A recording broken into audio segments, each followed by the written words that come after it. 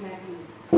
Apa itu nanti akan saya jelaskan satu persatu yang masuk, apakah di siswa kita nanti ada yang termasuk di dalam beberapa identifikasi yang di sini. Nah, yang pertama, kekurangan pada hal dalam penglihatan. Yang pertama, tidak dapat melihat tetapi dapat membedakan sumber cahaya. Apakah di antara anak itu ada yang hidup seperti ini? Tidak ada ya, kayaknya di UPT 24 sebenarnya tidak ada. Kemudian yang ketiga, tidak dapat melihat tetapi dapat membedakan benda bergerak. Saya kira di sini semuanya penglihatannya normal. Akan tetapi kalau di kelas saya, di kelas 4 seperti Nauri, itu bisa melihat, akan tetapi jarak di antara papan dengan dia itu harus berdekatan. Kalau jauh tidak kelihatan seperti ini. Lagi melihatnya itu ngintip. Itu ibunya saya beritahu bahwa ini seperti itu. Saya suruh bawa ke ahlinya. Ya.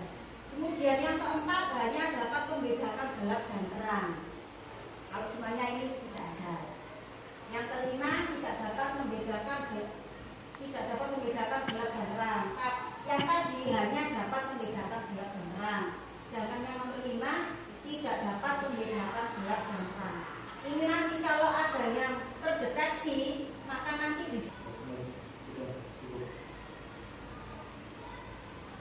biar enggak? Nah, untuk yang kedua, low vision. Yang pertama, kurang melihat atau kabur. Pandangannya kurang. Tidak mampu menghitung jari asesor dalam jarak 1 meter. Tidak bisa dalam 1 meter. Itu menghitung jari tidak bisa melihat. Kemudian yang kedua, kesulitan mengambil benda kecil dekatnya. Berarti penglihatannya sudah terganggu. Yang ketiga, tidak dapat menulis mengikuti garis lurus. Ketika menulis, kedua, gangguan dalam pendengaran.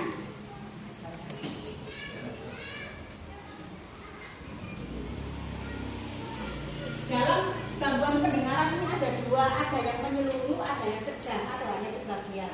Yang menyeluruh itu tidak dapat memahami perintah atau berbicara sangat keras. Kalau berbicara keras, kalau tidak keras tidak mendengar.